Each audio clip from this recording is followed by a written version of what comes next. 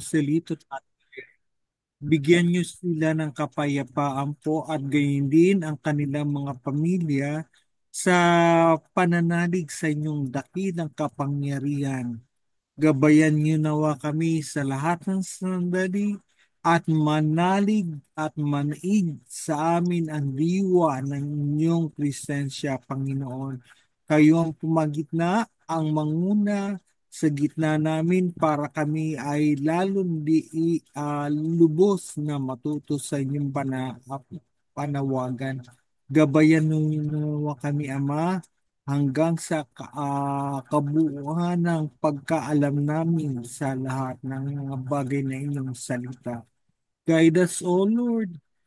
This we pray through Jesus Christ, your only begotten Son. Your kingdom come, your will be done on earth as it is in heaven. Guide us, O Lord. May your Holy Spirit be with us. In this way, Amen. through Jesus Christ we pray. Amen. Amen.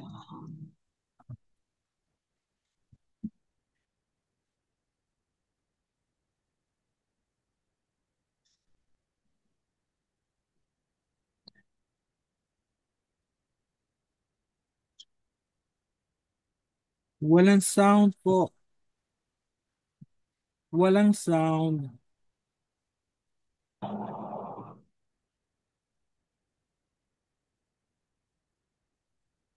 Ba't nawala yung sound? Nawala yung sound. Oo, Announcement. ayun. Nagsasalita ako, walang sound na announcement natin, ang speaker natin sa next Monday si Brother Jerry Felipe. So make note na hopefully kasama natin siya sa ngayon si Brother Isaiah ewan ko kasi minsan pag nagbabiyahe na biyahe, so kailangan natin i-pray sila. Iba nagta-travel pa pag morning, siguradong yan Ngayon, meron ba kayong mga request? Bukod sa prayer request, yung yung mga traveling mercy? Sino ba ang mga nagta-travel ngayon? Si yung anak hindi matutuloy, dapat magta-travel para bisitahin ang labi ng ng father ni si Jonathan yan? Obilidon. Prayer sa family nila. Yung anak niya dito hindi matutuloy. So, yun ang doon. Tapos wala na lang yung tulong. Ganun talaga So, kayo need to stay healthy, strong. Kayong mga nakasurvive na Brother Robert, stay healthy. Ang diet mo, huwag na yung iwas mo na sa lechon at saka sa mga tinapa Tukot at tuyo. Opo. Jack na Brother Jack, marami diyang tawag to. Yung masarap na yung mga daing, marami diyan Nako. Hmm, area nila. Basta tabing dagat. Sa Mhm. mga ang sarap niyan yung haluin mo ng ng ginataan. Nako. Yeah. Gagataan mo tapos sasarap kainin yun. Tapos Uh, lagyan mo ng ng pangalan nito? Lalagyan mo ng langka, no? Yung preskong langka tapos mga gulay, sarap, Mhm. 'di ba? Yung yung malaking yung daing, anong tawag doon sa inyo diyan? Ha? Yung malaking daing, 'di ba? Ano ba? iba-iba yung Ha? mga daing kasi rito, sir. Anong tawag Iba-iba, doon? iba-iba yung mga daing dito. Hmm, anong tawag? Sa dyan sa Tacloban, anong tawag doon? Yung malaking daing. Barol. Ha? Barol. Barol? Barol. Barol. Barol. Barol. Ba? Barol. Barol. So anyway, Barol. sa yun sa mga na kailangan talaga tayo iwas lalo pat yung blood pressure natin. Opo. Mm. Pag tumatanda na tayo, ang blood pressure natin tumataas so kailangan iwas sa mga maalat. Hmm? Hmm. Oo. Kakain ka ng bagoong, siguro ihahalo lang konti dun sa ah, pakbet, pinakbet, o Mhm. tapos sabi si Mrs. ko, inom daw ng maraming tubig, yun ang kulang eh. Oh, Ha? yes, Glasses a lagi po day? dapat hindi 8 to nawawalan 10? tubig sa atin. Hmm. O, lagi nakatabi sa akin ng tubig po eh. Huwag na makiinom ng tubig ng dagat, iba yun. Ah, Kasi tataas ang ano mo. grabe po. Yan. Maganda, kailangan ng ano dyan. So anyway, ang ating ano teka ba na ha, kasi okay, ganito ang gawin natin. Gawin natin magbabasa tayo ng scripture, okay? Sisimulan natin sa Matthew 7. Tayo lahat tayo magbabasa. Maganda to, andito na si Brother Sayas. Oh, Sing, ready ka na? Brother Sing, nakamute ka. Ha? Ready ka na? Magpalit lang ako ng t-shirt. Nakasando lang ako eh. Ano eh? Sige. Okay Hmm. lang. Okay. Sige. Wag ka na magpabango kasi hindi naman namin maamoy eh. Antayin niyo ako saglit. Ano eh? Sige. Baka magli-lipstick ka pa ha. Hmm. So, ganyan ha. Iwas tayo muna sa sa mga maaalat, mga kapatid. Opo, kailangan dami Kailangan ay tubig. meron bang artificial na maalat? Meron ba nun? Wala no. Yung sugar, alam ko may artificial sugar eh. Pero yung Mhm. maalat, Oo. wala no. Wala no. Wala sa maalat. Kaya kasi yung iba pag nasira kidney tapos mahal ang dialysis. Ang ano, Mhm. kaya stay healthy tayo lalo pat na nasa ano na tayo. Senior. Opo. Nakakatuwa Senior. nga ho si John the Baptist. Oh. Pukyuta ng kanyang ginagamit. Hindi po Mm. yung natural na sweetener. Mm. Pukyutan. Yung ano, Ewan ko yung lang kung may na-over po honey dito. bee.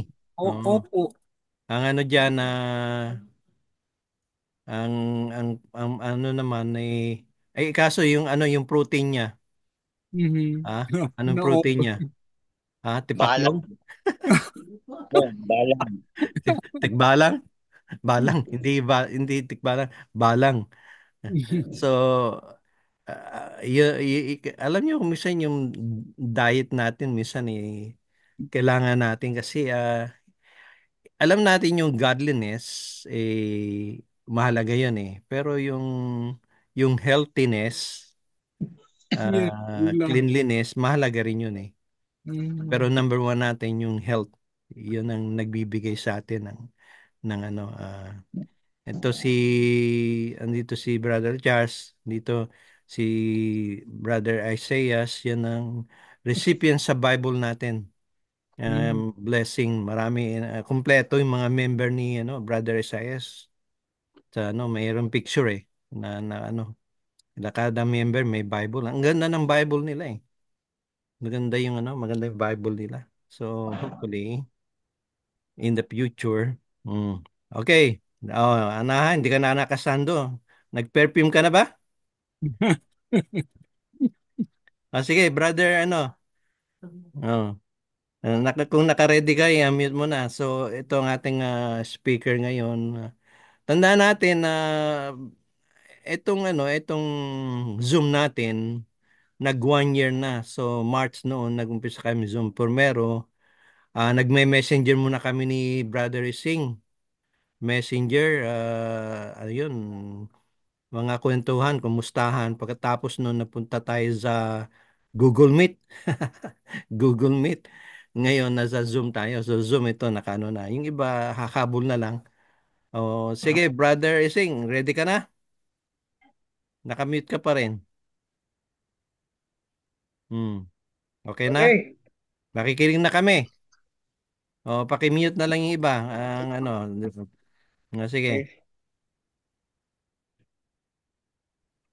Okay. Sige, good morning. Ano ba sa inyo? Good evening na dyan sa inyo. Ano? Yeah, hindi hapon pa kami dito doon sa East Coast mga ano na alas 8 Ah, ang gabi. yeah, Dito yeah. kami alas 5 sa hapon pa. Mm. Okay. Magandang hapon po sa inyo at magandang umaga dito sa Philippines. No? Ah, I'm not sure kung matutumbok ko yung gusto nyong ipadiscuss sa akin ngayon. Hindi po ako regular na nakaka-attend ng ating Zoom.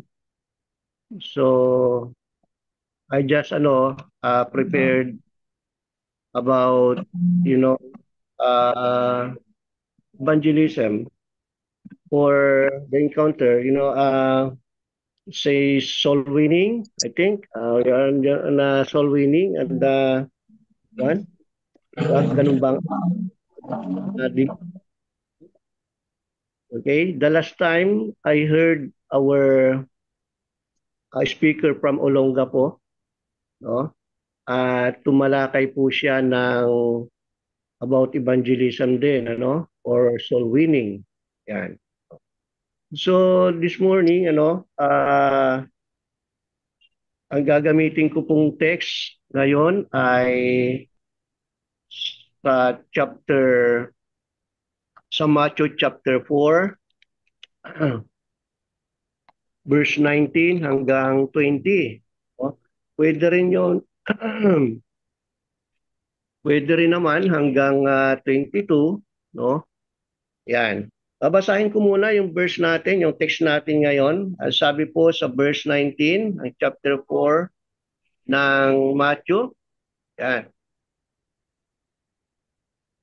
Sa paglalakad ni Jesus sa tabi ng dagat ng Galilea, nakita niya ang dalawang magkapatid, si Simon na tinatawag na Pedro at si Andres na kanyang kapatid, na naguhulog ng lambat sa dagat sapagkat sila'y mga mangingisda.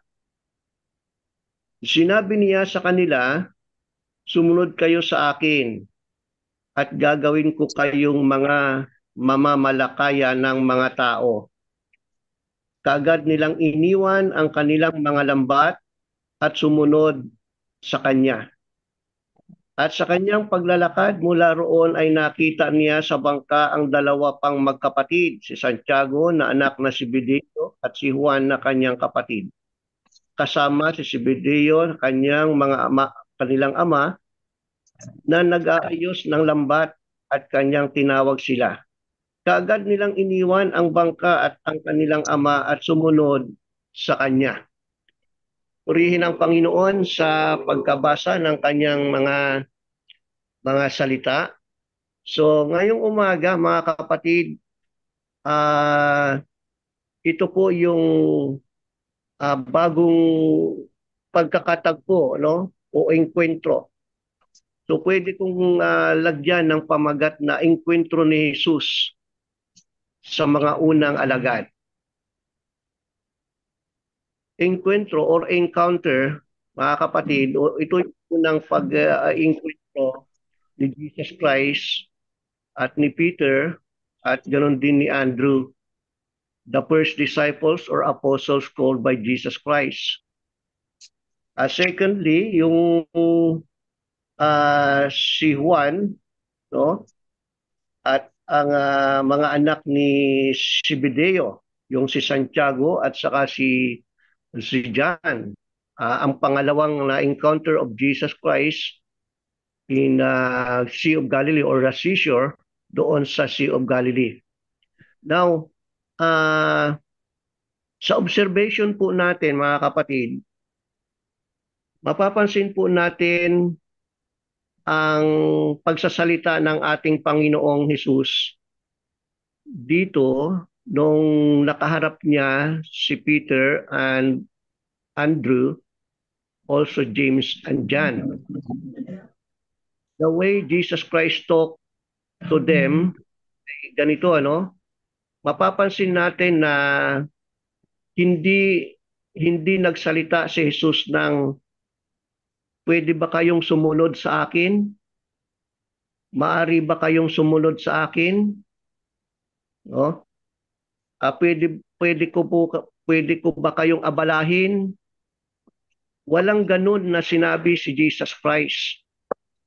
Napansin natin na ang pagsasalita ni Jesus Christ ay direct na sinasabi kaagad niya kung ano yung nais niya sa mga taong ito. Nais ni Jesus Christ na sumunod sa kanya si Peter at ganun din si Andrew. So Jesus Christ to them, come, follow me. Now, nauobserbahan natin, why was Jesus ay nagsalita ng ganun? Na very direct talaga sa mga tao. At napansin po natin na hindi po nagtanong yung mga taong ito. Hindi po sila nagsabi na saan tayo pupunta. Hindi sila nagsabi na bakit kami susunod sa iyo. Hindi sila nagsabi na abala kami, mayroong kaming ginagawa, nangingisda kami, naguhulog kami kasalukuyan ng lambat sa dagat. Diyan, hindi rin sinabi na naghahayuma kami ng lambat, tinutulungan namin yung tatay namin. But what we observe is when they heard the voice of Jesus Christ, come and follow me, they immediately follow Jesus Christ. Iniwan kaagad nila yung kanilang ginagawa, iniwan kaagad nila yung kanilang bangka, yung kanilang lambat, iniwan nila ito. At ang pati yung tatay ay iniwan din nila, no, at sumunod sa ating Panginoong Hesukristo. So we can say that Jesus Christ sa mga tagpong ito, when they encounter these people, ay nakita ng mga tao yung authority of Jesus Christ. Kaya sa the way na magsalita ang ating Panginoon ay ganun, may kapangyarihan yung kanyang boses, may kapangyarihan yung kanyang salita. Kaya't hindi na nagkaroon pa ng tinatawag nating pangangatwiran, hindi na nagbigay pa ng mga reasons itong mga taong ito, katulad ni James and John, Peter and Andrew, hindi na sila nagdahilan. Because they perceive the authority of Jesus Christ. They feel na ang authority ito ay galing sa itaas, kapangyarihan bilang isang Diyos, kaya't hindi na sila tumanggi, hindi na sila nangatwiran, kundi bagkos sila ay agad-agad na sumunod. Napakaganda ito ng pagkatawag. Kung titignan din po natin mga kapatid, ganito rin ang sitwasyon. Nung tayo po ay tawagin ng ating Panginoon, nung tayo tawagin ng ating Panginoon, busy rin po tayo.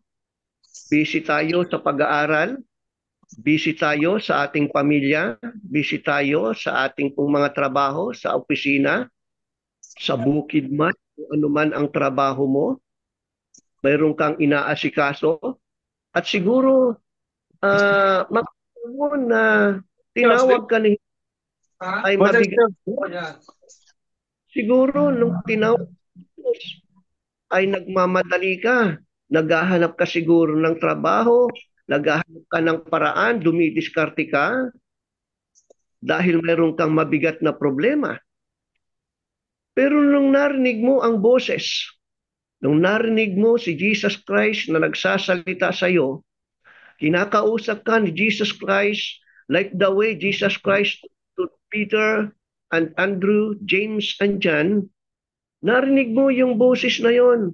Boses na mayroong ibig sabihin, boses na may pagmamahal, boses na nag-aanyaya, boses na may kapangyarihan. And this is the voice of Jesus Christ. Na-feel mo, naramdaman mo that the voice of Jesus Christ has power in your life, has power in your mind, has power over your heart. Sumunod ka. Hindi mo pinahindian si Jesus Christ. At napakaganda because na-perceive mo, nakilala mo, nalaman mo, na-feel mo, napagtanto mo na ang nagsasalita ay si Jesus Christ. May kapangyarihan si Jesus Christ sa buhay mo nung nagsalita siya sa iyo. Epektibong-epektibo sa puso mo ang kapangyarihan ni Jesus Christ sa buhay mo noong nagsalita siya sa iyo. Ganun pa man, maaring ikaw ay nangangatiran pa, maaring ikaw ay nagdadalawang isip pa, maaring alanganin ka pang sumunod sa ating Panginoon. Subalit sadyang nangingibabaw ang kapangyarihan ng ating Panginoon sa buhay mo mula nung marinig mo ang kanyang tinig, mula nung marinig mo ang kanyang salita, mula nung mapag-aralan mo siya sa banal na kasulatan, mula nung nakarinig ka ng kanyang salita, ay sumunod ka sa Kanya. Bagamat may pag-aalinlangan ka, unti-unting inalis ito ng ating Panginoon at binuo niya sa puso mo ang pananampalataya, ang pananalig na nagbunga ng iyong tuluyang pagsunod ng pagsunod sa ating Panginoong Hesukristo dahil sa udyok ng iyong pananampalataya. Nag-udyok, may udyok ang ating pananampalataya sa atin. Pananampalataya sa ating Panginoon. Doon po natin makikita ang tunay at totoong kapangyarihan ng ating Panginoon sa ating buhay. Noong sumunod tayo, dahil sinuturing po natin na yung time na yon na na-encounter natin o na-enkwentro natin, nakaharap natin, natagpuan natin ang ating Panginoon, hindi na po tayo makatanggi sa Kanya dahil nabalot tayo ng Kanyang kapangyarihan. Yung authority na mayroon si Jesus Christ as the living God, ang bumalot sa atin. Kaya't sumunod tayo katulad ng pagsunod ni Andrew, ni Peter, and James, and John. Secondly, mga kapatid, sa ating pagsunod sa ating Panginoon, when we encounter Jesus Christ, when we meet Jesus Christ, mayroong ginawa si Jesus Christ sa atin. Binago niya tayo. Binago niya ang identity. First, the identity of Peter and Andrew. Ano ang binago ni Jesus Christ sa kanila? Hindi lamang si Andrew, hindi lamang si Peter, but also James and John. Ano ang binago ni Jesus Christ sa buhay nila? When Jesus said, "Come, follow me," anong binago? Nung sumunod ang mga taong ito, anong binago sa kanila?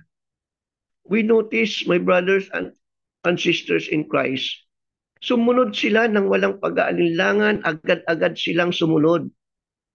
And Jesus Christ said to them, no, "And I will make you fishers of men." Dati sila'y fisherman, pero pinalitan ng ating Panginoon. Kilala si Peter, kilala si Andrew, kilala si James and John as fisherman. Yun ang kanilang trabaho. Yun ang kanilang hanap buhay. Almost day and night, they are so busy doon sa pangingisda. Day and night, they are preparing yung mga materials nila, yung mga gagamitin nila sa pangingisda. Inihahanda nila ito palagi, inaasikaso nila ito palagi. Busy sila doon dahil yun po ang trabaho nila. Pero nung tawagin sila ni Jesus Christ, pinalitan nila ito. Pinalitan ito ni Jesus Christ. Ginawa silang mamamalakaya ng mga tao. Dati, sila ay mamamalakaya ng mga isda. Pero nabago sila. Nabago ang kanilang mentalidad. Nabago ang kanilang puso. Nabago rin ang kanilang ugali. Because they met Jesus Christ. They accepted the challenge of Jesus Christ in their life, mga kapatid. So may pagbabago talaga na nakita sa kanila. Ganun din po tayo na nakitang pagbabago sa ating buhay nung na-encounter natin si Jesus Christ when He called us, "Come, follow me, and I will make you fishers of men." Sumunod tayo sa ating Panginoon. Sumunod tayo sapagkat nabago ang ating puso, nabago ang ating mind. Dati tayo po ay materialistic, dati tayo ay makasanglibutan. Before, our focus was on our job.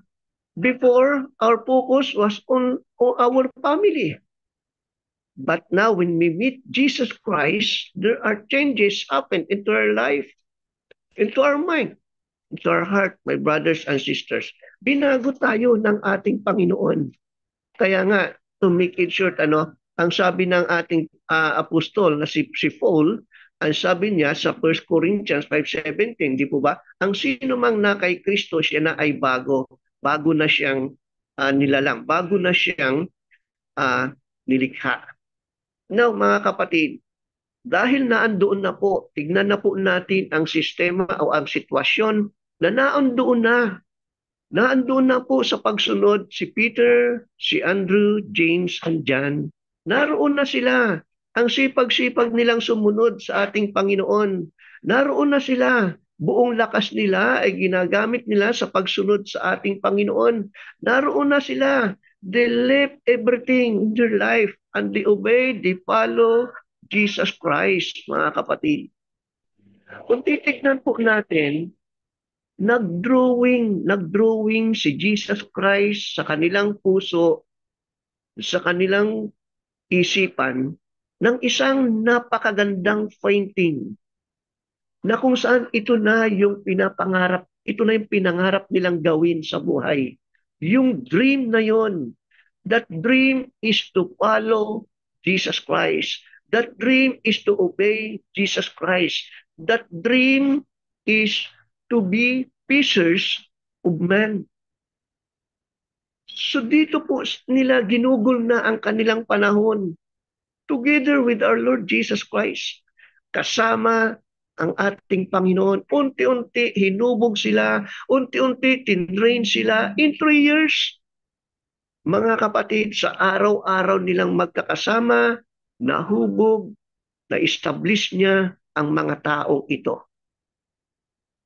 At ang mga taong ito ay naging effective evangelists, naging effective soul winners, mga kapatid, ng ating Panginoong Hesukristo. Naandun na rin po tayo, mga kapatid, na kung saan tinitignan po natin ang iba pang sitwasyon. Alam nyo, kapag tayo po ay sumusunod na sa ating Panginoon, marami po rin tayong mga problema na may encounter. Marami rin po tayong masasalubong sa daan na mga tila ba, mga bato. Ang nilalakaran natin, pag-ibang may mga problemang mabibigat, mga kapatid. Mararanasan po natin yung may mga humahadlang pa rin sa ating dinadaanan. May mga kalaban pa rin. May mga humahadlang, may mga humahawak pa rin sa ating paa na tila pa ayaw tayong pahakbangin patungo sa pagsunod sa ating Panginoong Hesukristo. May mga kadahilanan pa rin na sumisingit sa atin. May mga suliranin po talaga. Mahirap po rin talaga ang sumunod sa ating Panginoon. Mahirap po ang sumunod sa ating Panginoon, mga kapatid. Especially kung tayo po ay mamamalakaya ng mga tao. Gusto ko pong ibalik tayo sa pamamalakaya ng mga isda. Kung titignan po natin, ano po ba ang common na ginagawa ng isang fisherman? Very common na sa fisherman, alam na alam po natin yan. Unang-una, kailangan po nila ang bangka. Nangangailangan po sila ng bangka. Hindi po sila makakahuli ng mga mas malalaking isda kung sila ay mangingisda lamang dito sa tabi. Yung 500 meters from the seashore, 100 meters from the seashore, or 100 kilometer or 1 kilometer from the seashore, maliliit lang ang mga isda na mahuhuli dyan. So they need boat.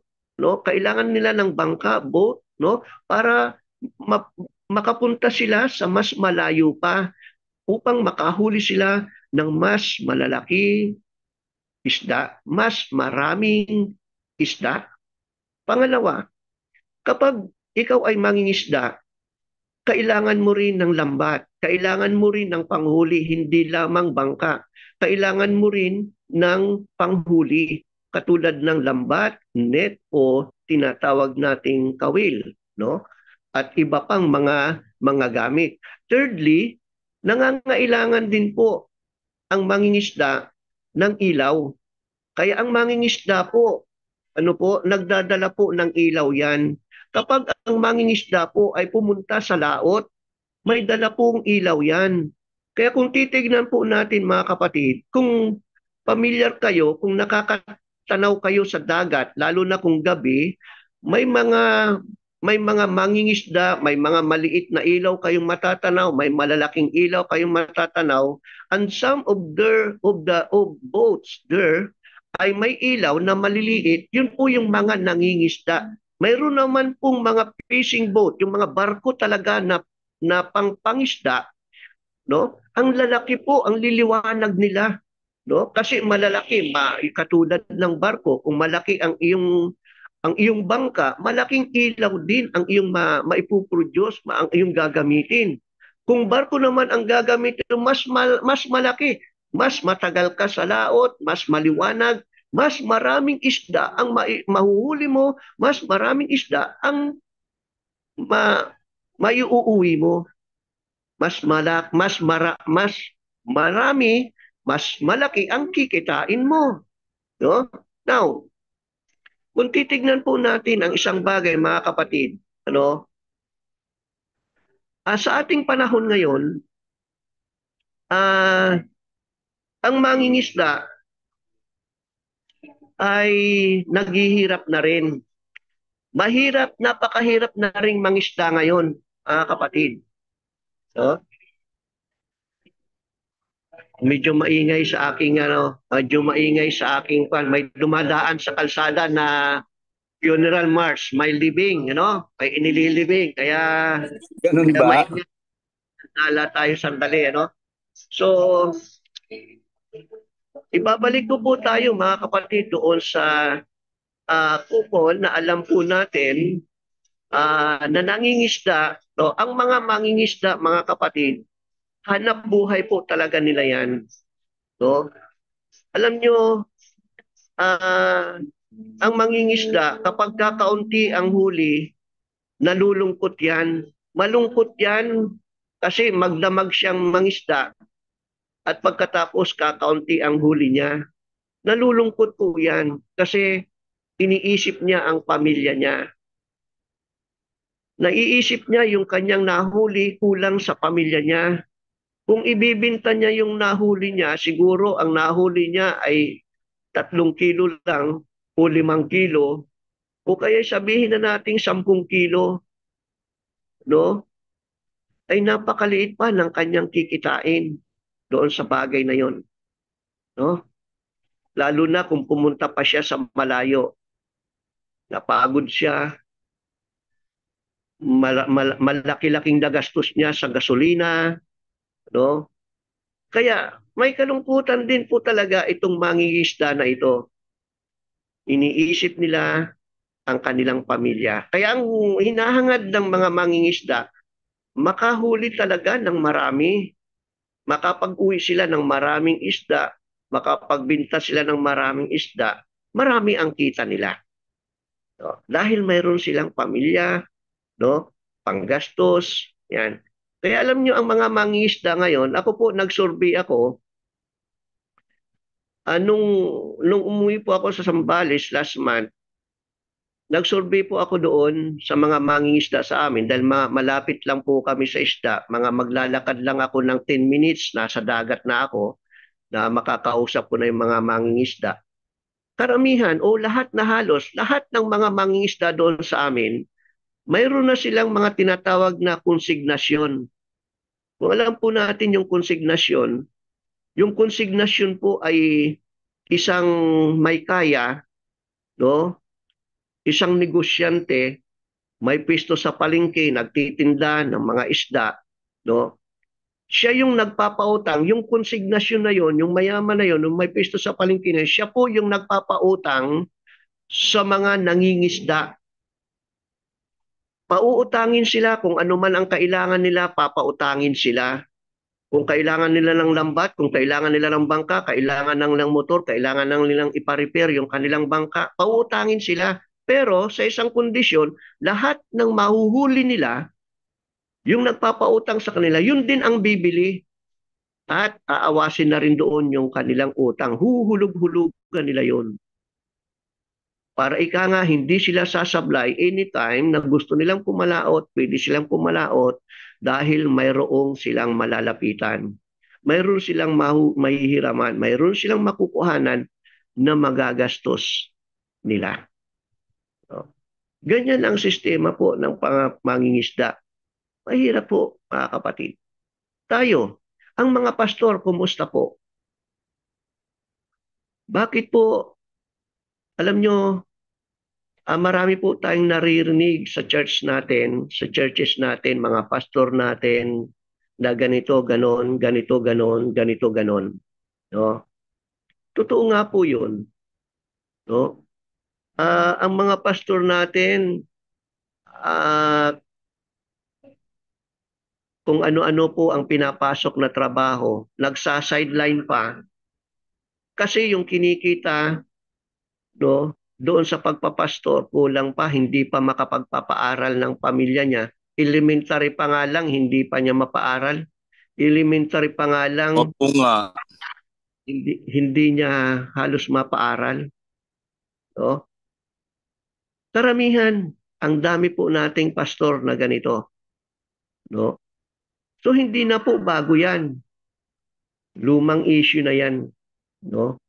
Ganyan po nai-encounter natin, lalo na ang mga pastor din po nakaka-encounter. First, tignan po natin, ano ang na-encounter ni Peter nung siya po ay nangangaral na. No? Sa aklat po ng mga gawa, may na-encounter si Peter, di po ba? Ano ang na-encounter po ni Peter sa aklat ng mga gawa? Ano ang sabi po sa kanya? Masakit po yun eh. No? Ang sabi po doon sa gawa, chapter 4, verse 13, ano po ang na-encounter niya? Now when they saw the boldness of Peter and John and perceived that they were unlearned and ignorant men, ano? Ano ang sabi? Ano ang sabi ng mga tao sa kanila? They were what? Unlearned. At ano pa? Ignorant. Ibig sabihin, kakaunti ang kanilang kaalaman o hindi sila wala silang natapos, hindi sila nakapag-aral talaga, wala silang kurso, hindi natin alam kung ang ibig sabihin nun ay elementary lang ba, grade 1 lang ba, ang kanilang naabot. Ano? Ayan. Na-encounter din po natin yan. Siguro maraming nagsasabi sa atin, pastor ka lang. Ano? Alam nyo, sa aking pagmi-ministry, nung ako po ay kay Glenn Gibson bilang evangelist ni Glenn Gibson, unang church, unang lugar na pinuntahan po namin itong Kamiling Tarlac. Kasama ko po noon si Brother Carlitz Laruta. Nagkasama po kami ni Brother Carlitz Laruta ng more than 5 years. No? Planting churches po ang project po ni Brother Glenn Gibson noon. First church na na-open namin itong Kamiling Church, no? Alam nyo kung anong na-encounter namin ni Brother Carlitz dito, sinabihan po kami na tumigil na kayo sa pagpapastor nyo, mag-alaga na lang kayo ng itik. Dahil ang itlog ng itik ngayon, very in demand ngayon sa ibang bansa ang Pilipinas, nag-i-export ang Pilipinas ng 5 million a day na itlog ng itik. No? Nasaktan po kami roon. Ginanon-ganon kami. No? Ng mga ina-approach namin Bible study. Masakit. Pero katulad ni Peter, no? Katulad ni Peter, you know, when they perceive, no? When the people perceive that Peter and John's companion is Jesus Christ, they are preaching because of Jesus Christ, they are sharing the good news because of Jesus Christ, they acknowledge and they took acknowledge of them, and they had been with Jesus. No? Naunawaan din ng mga tao. No? Kaya nananalig ako talaga, iba ang kapangyarihan ng Panginoong Diyos na lumukob sa atin. Kahit mahirap ang ang pagtawag sa atin o ang itinawag sa atin ng ating Panginoon, kahit mahirap gampanan, nagtitiis tayo, kahit mahirap gampanan, sinusurvive tayo. Nakakasurvive din tayo, mga kapatid. Although, hindi tayo pantay-pantay na tinatanggap. Ako po, marami rin po akong nilapitan. Marami rin po akong nilapitan ng mga pastors at humihingi rin po ako ng tulong. Nasubukan ko rin po humingi ng support. Nauunawaan ko naman sila na hindi nila ako pwedeng suportahan. No? Dahil ang sinasabi, kulang ang kanilang mga ganito, ganun. Nauunawaan ko naman dahil ako naman po ay hindi magaling na tagapangaral. Ako naman po ay hindi mahusay, hindi marunong na pastor. Kaya kung ano po yung bigay sa akin ng Panginoon, doon na lang po ako nagiging masaya. Ang alam ko lang, yun po ay bigay ng Panginoon. Kung ano po yung bigay ng Panginoon, yun na rin po yung kasiyahan ko. At nagpapasalamat nga po ako sa Panginoon dahil kahit sa ministry tayo, hindi tayo pinabayaan. Itinaas din po tayo ng ating Panginoon kahit kaunti. Nakapagpatapos din po kami ng pagpapaaral sa aming mga anak kahit papaano.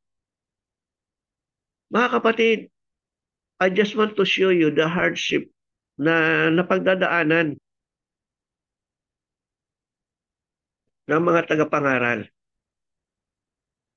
Kung i-compare natin sa ibang mga grupo, ang layo-layo po talaga ng ating mga kalalagayan sa kanila.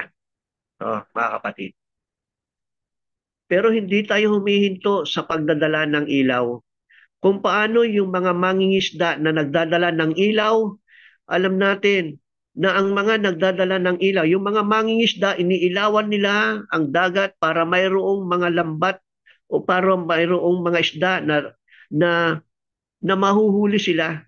Ang mga isda po kasi pag nailawan, lumalapit sila. Kung saan may liwanag, lumalapit ang mga isda. Kaya totoo po yun eh. Ako na-bless po ako na maging mamalakaya ng mga tao. Sapagkat alam ko rin pong mangisda, literally. Nangingisda rin po ako sa amin. Nagdadala kami noon ng kulman, ng lambat, o ng kawil. Ang hinuhuli po namin noon ay mga malalaking tuna, yung mga 50 kilos to 100 kilos na tuna. Minsan nakakahuli kami ng 5 isang gabi, 3 isang gabi. Minsan naman malimit ang wala. Malimit yung wala kaming huli. Kung saan naiilawan, mga kapatid, tayo po, mga manggagawa ng ating Panginoon ay nagdadala ng ilaw sa mga taong namumuhay sa kadiliman. Tayo po yung tinawag ng ating Panginoon. Ang sabi nga, huwag nating patayin ang ningas ng Espiritu. Nung si Apostle Paul ay nagkaroon ng vision doon sa Acts chapter 16 verse 9 hanggang 10, immediately tumugon sila.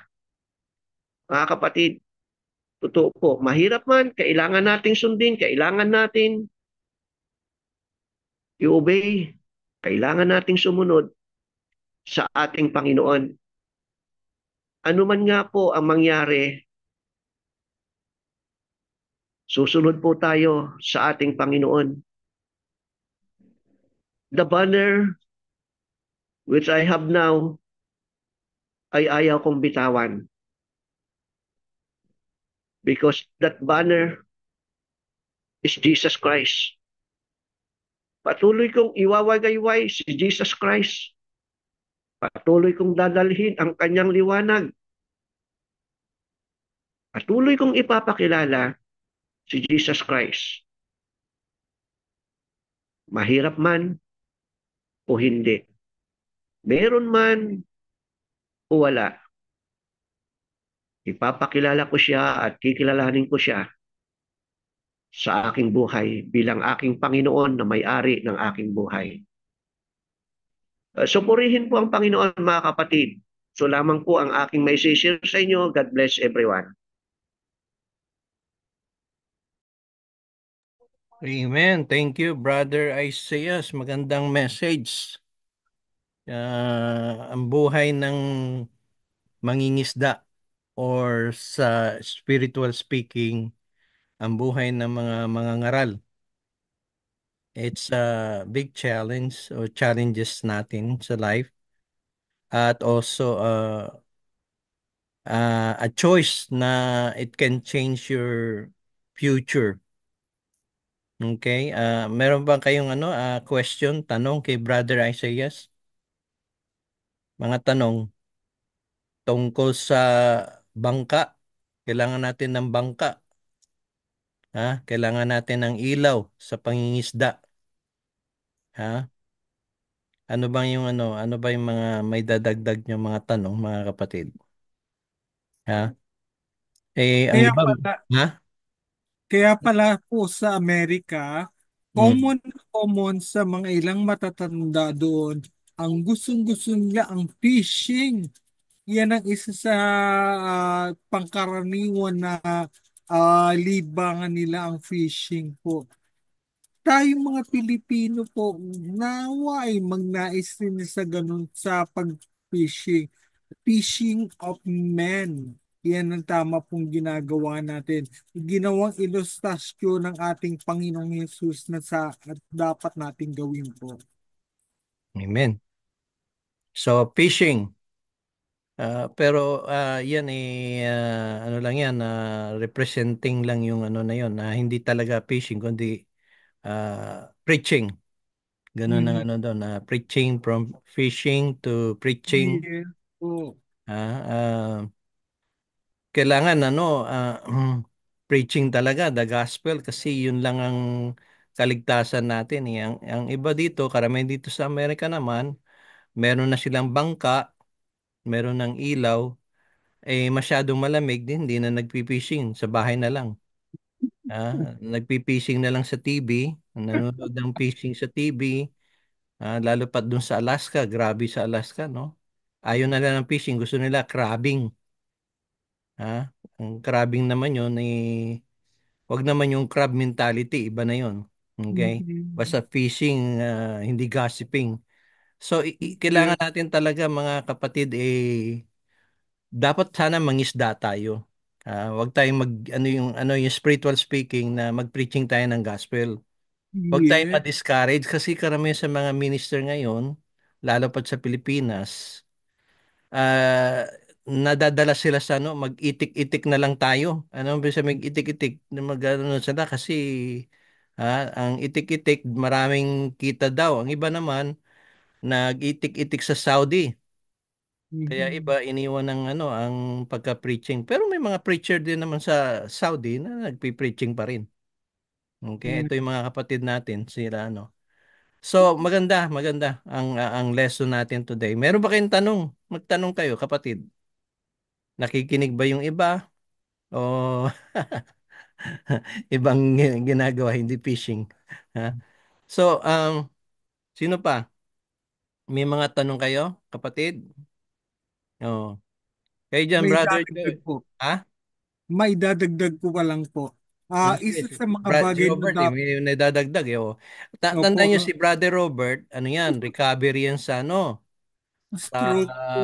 sa stroke. Nahirapan siya magsalita. Ngayon, nare-recover siya. Talagang fight siya sa kanyang pagsasalita. Sabi ko sa kanya, dahil magaling siyang pianista, ano yan, sabi ko, mag-practice ka din. Siguro, one time kada Monday natin, tutugtog ka ng Exodus. Di ba? Ganda yun. So, isa Wow. yun sa mga ano natin. May mga special namin, marami tayong singer dito So, gagamitin natin yan bago magsalita ang ating speaker. Okay? Yan. Ano, mayroon pang dagdag sa lesson ni brother o may tanong kayo? Hanggat nandito si brother sa ito mga speaker natin yan, once in a while lang natin makikita yan. So magtanong na kayo. Isang tanong ko, brother Isaiah, ano ba yung lugar mo nga uli? Kamiling Tarlac, Kamiling, Brad. Tarlac. Yes.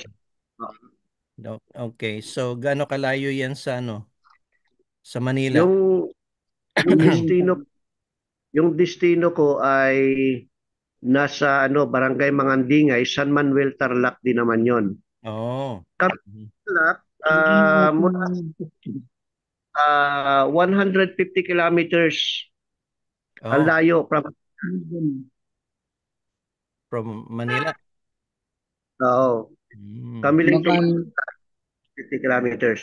Okay. Okay. So, ganyan ang gagawin natin. Pag may mga speaker tayo, tatanungin natin saan sila na destino, saan sila lugar. Pero maano naman tayo, So, si Brother Isaiah, nag-report siya tungkol sa malamang Bibles picture. kasi number one, dispute natin yung mga Bibles. Yung Bibles na tatandaan nyo, Bibles na walang translation na Jehovah o walang translation na Yahweh. Yun ang Bible na inaano natin kasi si Jesus Christ ang siyang sabi niya, Abba, Father. Yun lang ano natin. Kaya nag-distribute tayo ng mga Bibles na ganun. Si Brother Charles na nag-donate siya kina Brother Esaias, very good, you know. So we need more, alam natin, we need more Bibles. Okay ba? Na-enjoy ba yung mga member nyo, Brother Isaiah? Yes, yes. Oh, amen. Bless. Mhm. So, At any tanong? Ha? Any tanong pa? Ha? So, fishing, number one, sa fishing, kailangan, sinong hindi ano to pag nangisda tayo, isa lang ating nire-reportahan na si Jesus Christ. So, hindi ito yung monopoly na, kasi merong fishing industry, kahit malit na isda kinukuha, ano na yun, monopoly na yun. Ang fishing natin na soul winning. Ang naglo-glorify ang Diyos, si Kristo. Hindi kailangan na mag-glorify yung company.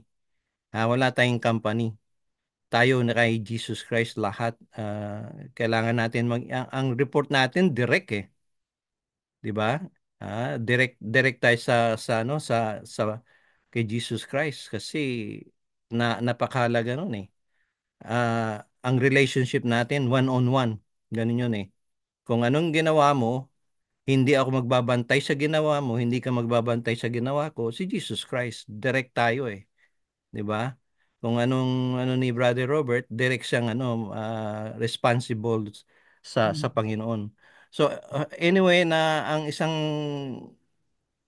bakit tayo nagkaroon ng grupo in some way na gusto hindi naman lagi tayo 100% makakatulong no. Kung meron lang available na gustong tumulong, yun ang ipapakita natin, 'di ba? Yun Okay. ang gaganapin natin kasi hindi lahat ng churches makaka-afford ng minister Tama po ba Yun. 'yon?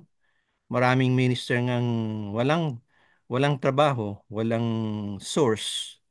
So hopefully na makatulong tayo in some way. Prayer, number one, prayer. Number two, we can recommend. Kung wala kang source, you can recommend yung mga minister na nangangailangan. Number three, kung may maitutulong ka, tumulong. Ganun lang yun. Okay? Wala nang mga kapatid, okay na? Wala kayong tanong? Linger longer na to after prayer. Ano pala, condolence, kanina minention namin si Brother Jonathan Obilidon, taga Davao na ministers, dating ambassadors, ay pumanaw na. So, prayer sa kanilang family. Kilala niyo ba yon, Brother Singh? yes, oo, kilala ko yung kilala ko nga. Hindi lang kilala, talagang kilalang kilala at naging kaibigan din natin. Mm, Kalungkot ganun ang sitwasyon. okay. Nabawasan tayo ng mga ngaral, sana madagdagan uli. Ganun lang yan ang mga ngaral, wala yan sa yung preaching the gospel, wala yan sa education. Nasa yan sa calling ni Lord Alam mo, Opo. tinawag kayo. i-preach the gospel, i-share the gospel, ha? Saan kayo maka-chance, ha? Eh, sino ba yung unang preachers natin noon ng gospel? Sino nakakatanda noon? Ha? Yung Samaritan woman, di ba? Opo, sa Mario Hmm? Tanungan. Preach si Jesus. Pero siyempre ang noon yung shepherd nung pinanganak. Pero most likely preaching about Jesus kasi na-meet niya si Jesus Christ eh. Sabi niya, I found the Messiah. So isa 'yun sa mga ano. So babae ka man o lalaki, educated ka or hindi. Ibig sabihin ng educated, meron kang degree, meron kang PhD o wala, high school ka or grade school, you have opportunity or chance to share the gospel. Wala yan sa sa status, wala yan sa yaman or status nyo sa buhay. Kung ikaw are willing, kasi whosoever will, gagamitin ng Panginoon. Yes. Gamitin ng Panginoon sa pangangaral. Wala na ba ibang tanong bago tayo mag-prayer and then any other announcement i-announce natin? Okay na? Yes. Walang tanong? Naintindihan na mga kapatid? Dagdag? Hmm. Okay, sino bang pwede mag-prayer natin ngayon? Brother Charles, pwede ka mag-pray? Kamiyot.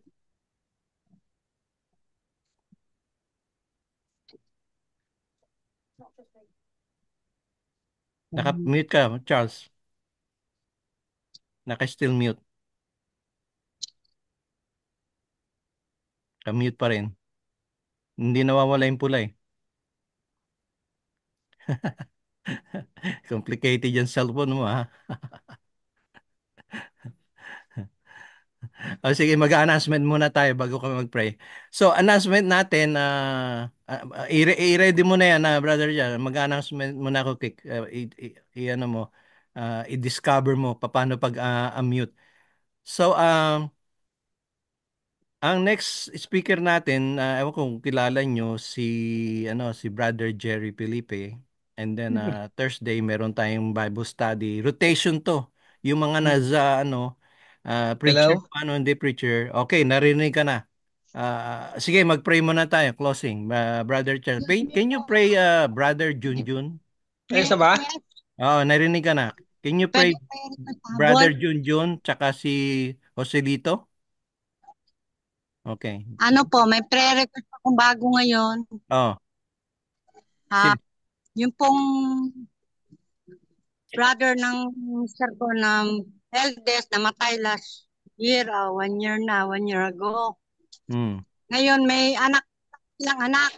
Ngayon, ang sabi nung youngest nilang kapatid, may mamanahin ang mga kapatid ang mga kapatid ng namatay na walang anak. Hmm. Pag-pray po natin, sana maging maayos yung aming plano na kausapin yung asawa. Okay. So, iyan ay mana, yung mamanahin. Okay, so Brother Charles, i-pray mo si Brother Junjun, recovery kasi sa niya, sa chemo, may chemo siya eh. Junjun, Brother Charles, Junjun, si recovery ni Joselito Tagle, Joselito, ilista mo, dalawa. Sandali. Uh, Posilito, Tagle. si Junjun na Tambal, Joselito Tagle. Brother Joey, ano ba mga prayer request niyo dyan? Pray for comfort of the bereaved family. Okay, ni Jonathan, Bilidon. Jonathan Bilidon. Even me, I'm in grief. Mm. Kasi kumpare man. Yeah. We're on grief. Yung anong tawag? All of us. Balai mo pa. Comfort, Sila, please. ambassadors yun, ambassadors for Christ. Okay, yeah. okay, si Junjun Tambal. Tambal Brother Charles. Nakalista na. Tapos, sino pa? Joselito Tagle. Posilito. Tagle, recovery, ayun, na-stroke yun. Yung si Junjun, ano yun, chemo, patient, nagkikimo. Yun nga. Iba na Tapos rin si, yun. dalawa na, no? Yung Okay. ang pangatlo, Brad, si Jonathan Obilidon, yung namatay siya, siya, ah, minister, preachers, yung family. Yun na tayo, family. Mm. Pagkatapos yung mamanahin daw ng mga bahala ka na. Alam mo naman yung pag may minamana nagpapahirapan. Okay? Ay, alam mo ganyan talaga, yung money is all the root of the evils. Yeah. Alam natin yun.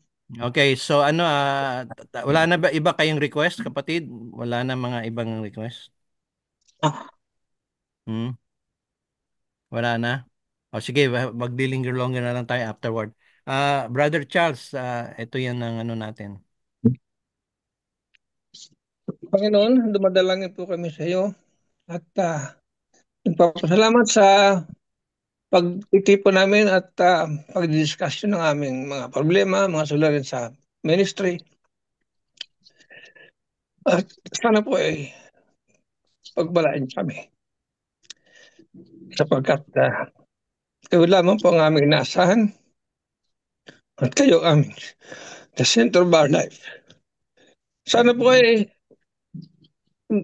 lumawak pa ang aming ministry at nagpapasalamat din po ako sa aking mga kapatiran na nandito nga sa harapan namin at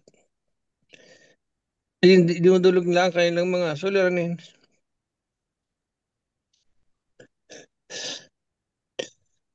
Humingi po ako sa inyo ng tulong, Panginoon. Nabigyan po sila ng sapat na financial help. Sana mayroon po napating sa kanila na mga bagay na hindi na inaasahan na magagaling sa inyo at sa tulong na ibang mga kapatiran. Salamat po, Panginoon. Also, dumadalangin po ako sa inyo sa mga tao na kailangan ng tulong kagaya ni John John. Sana po ay tulungan niyo po sila at kung meron man po silang karamdaman na hindi namin nalalaman ay sana po ay hindi sa inyong will ay bigyan niyo po sila ng pagalingin niyo po sila at palawakin niyo po ang kanilang mga kaalaman sa inyo. At dumadalangin po kay Sulis nito na siya po ay may sakit. Sana po ay bigyan niyo po siya ng kagalingan at sana po ay tulungan niyo po siya sa kanyang karamdaman at medyo pagalingin niyo po siya sa inyong kalooban po, Panginoon. At tumadalangin din po ako kay Jonathan, ang kanyang pamana na sana po ay huwag siyang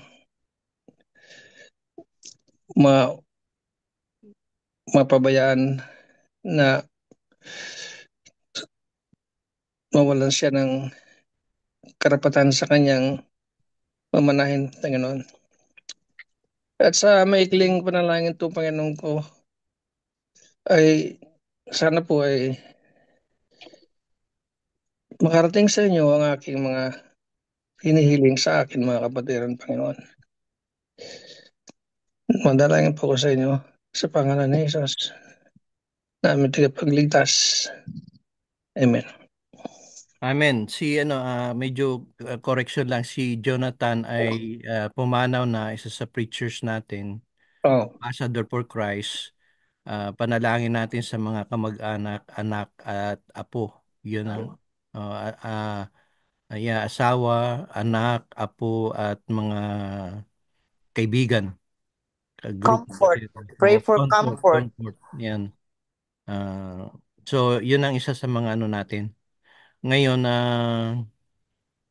sa balik tayo sa ating lesson, tatanda natin ang sabi ni Brother Isaiah sa pangingisda ng mga kaluluwa.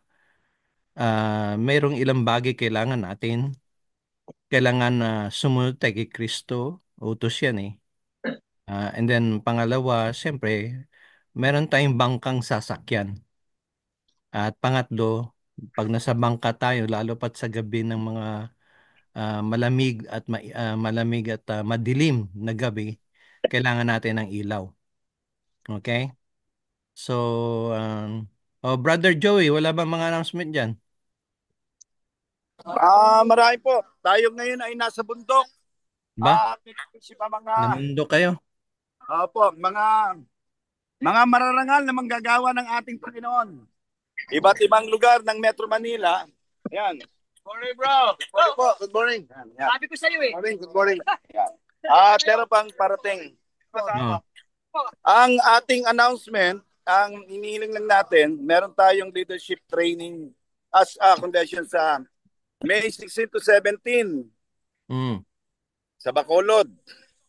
Tapos, ang inyong lingkod po ay mag-stay ng 1 month para sa Palawan sa June 1. June 1, oo. Apo. Kasi meron tayong 5 churches sa Manila. Nawawala ang signal mo, Brad. Nasa bundok ka. Nasa bundok ka. Sa northern part, nagpunta roon. 42 yun. 42 years ago, saka si Brother Ben Gutierrez nagpunta ng Palawan. Kasi yung mga mangingisda na galing ng West Philippine Sea, pag nagpupunta sa Maynila, doon kay Brother Ben Gutierrez, at siya po sila ay uma-attend ng Bible study at na-convert po sila ni Ander nung nando kami nung high school pa.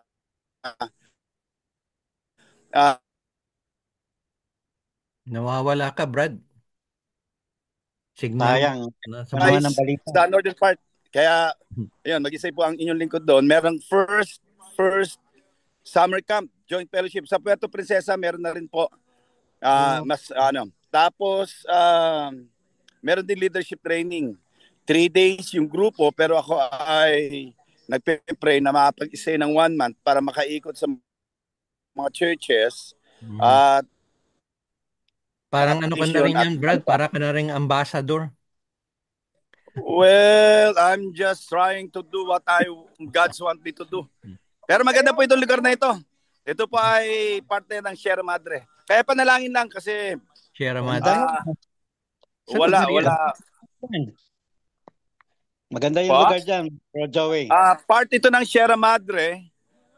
Yung kabilang bundok doon ay Bulacan na. Ito Rizal. ay part ng Rizal. Rizal. Sierra Madre, Rizal. Okay. Yung kabila ng bundok na ito, meron 29 hectares. 29 hectares na property po ng kapatiran. Ayan.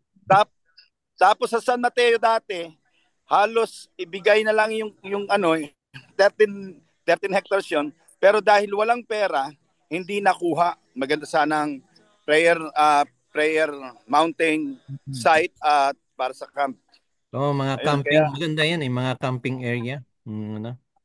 Diyan. Opo, kinakailangan natin i-train ng mga kabataan para sa susunod na henerasyon. At ito po ang ambassador natin. Ayan ambassador. Robert, sandali, papakita ko po sa inyo ang kanyang damit. Nababasa niyo po ba? Basahin mo. Senate of the Philippines Official Seal. Senate of the Philippines Official Seal. Ay nako, ano na yan politika na yan. Hindi, damit lang yun. Damit lang. Baka kinakampaign mo na dyan si Kibuloy Walang Kibuloy. Ay, wala. Pastor natin to si kapatid na Robert. Paano siya diba? Ayan. Ayan po. Sige. Napainom tuloy. Ayan. Okay. Thank you, Brother Joey. Yan, pasama lang sa Nalangin yung gagawin natin. Okay, i-pray natin yan. How about Brother June? Byron, kumusta na ang Laguna? Galing yung grupo to? Hindi pa po. Hindi pa. Ito pa oh. Kaya kanina Senate, ito oh. Yan oh. Kuha. Ano naman to? Ano ba sabi? Kuha. Kuha. Ay, commissioner na audit naman. Si kapatid na Jonathan Beltran. Nakikita ba kayo ron? Jonathan Beltran. Kuha. Parang hindi pa. Yes. Ano eh? May kuha tayo dito. Meron tayong Senate. Basta walang NGO dyan, kapatid, ha? Walang NGO. Ano pa? Walang NGO. NGO? LGU? LGU. LGU. yung ano po, yung mayor dito sa Montalban at San Mateo ay parehong umaattend ng pastoral fellowship. Okay. Kaya lang, ito pong bundok dito sa Montalban ay kinakwari. At medyo ito ang isama na sa panalangin. Kaya binaba ang Marikina, gawa ng kwari. Ayan, mataas naman dyan, di ba? Opo, mataas. Pero wala ng mga puno. Ha? Signal po kayo? Ito po ang isa natin sa mga illegal. Illegal. Hindi. Siya po naman ay nandito sa Montalban. Manila Heights. Ano? Southville po. Southville kami. Southville naman. Southville po. Parang meron sa Dayap. Dayap. Ayan ba? Duhat ba yan? So, tayo po, dito sa kahit ito'y bulubundukin, ay pinapasok po ng mga gawain natin, kabanalan. No. So, patuloy lang tayo na pastor yan? Yan katabi mo. Anong pwedeng Sino gawin. pastor yan? Ay, si Sak. Macho. Ano apelyo? Camacho po, Camacho. Ay, Camacho pala, hindi pala Macho. Ay, Camacho. Camacho. Okay. Opo. Camacho, hindi pala Macho. Kali pong Project 7. 7. Project 7, okay. Kasama niyo sila dyan. Ito po yung kasama ko rin sa Kasama ko rin sa Thailand Mission. Thailand? Oo. Opo. Sige, thank you, Brother Joey. Okay. God bless. Stay in touch.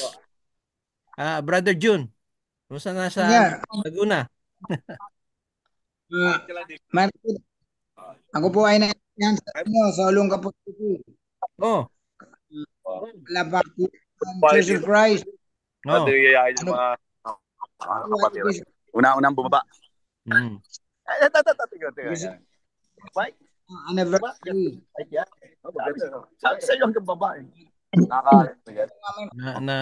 Natatalo ka ni. Okay, sige. Tuloy. Travel namin. Papunta kami ng I guess sa madaling araw ng Sabado kasi ang Olongapo ay mahaba yatang travel yon sa land trip.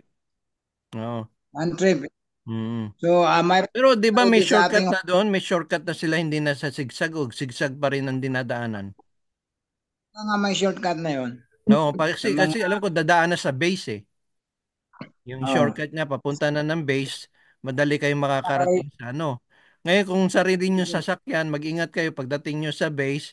Pag sinabing police stop, mag-stop kayo.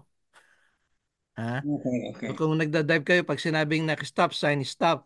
Totally stop. Hindi pwede yung mag-yield lang kayo. Yun ang pagkakalam ko. Kasi baka bigyan kayo ng ticket. Victory Liner yata doon na Brother Ador, no? Victory Liner. Tsaka Saulog. Yung Saulog.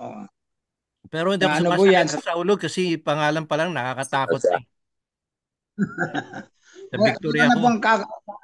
Sa terminal na pastor, kasi nakabook po kami sa hotel. Tapos pauwi na rin. At maghanap po ako ng mga San Jose doon. Dahil Olongapo yun eh. Kukunti lang San Jose doon. Mas maraming San Jose sa Rizal tsaka sa Laguna. Mas marami sa Laguna. Ako lang ang San Jose doon eh. Kami doon sa Laguna tsaka Rizal. Dito nga. May San Jose din. Kaya pag kayo mapasyal dito, naka-ready na yung sige, dadaanan natin dyan sa inyo. Magplano tayo, okay? Kapatid? Medical mission si Dr. Sama nyo ang Laguna para Okay. makatulong tayo sa Sige. Thank you, Brother June. Ngayon naman, Brother Randy.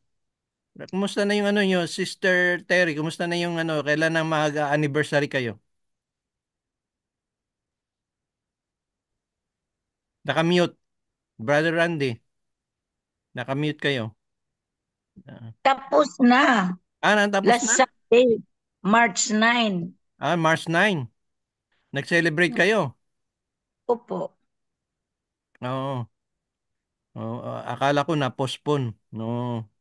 Amen. At least nakapag-celebrate kayo. Okay, so kung wala na, okay na tayo, walang announcement, wala nang dagdag. So hopefully let's pray na yung ministry natin magtagumpay.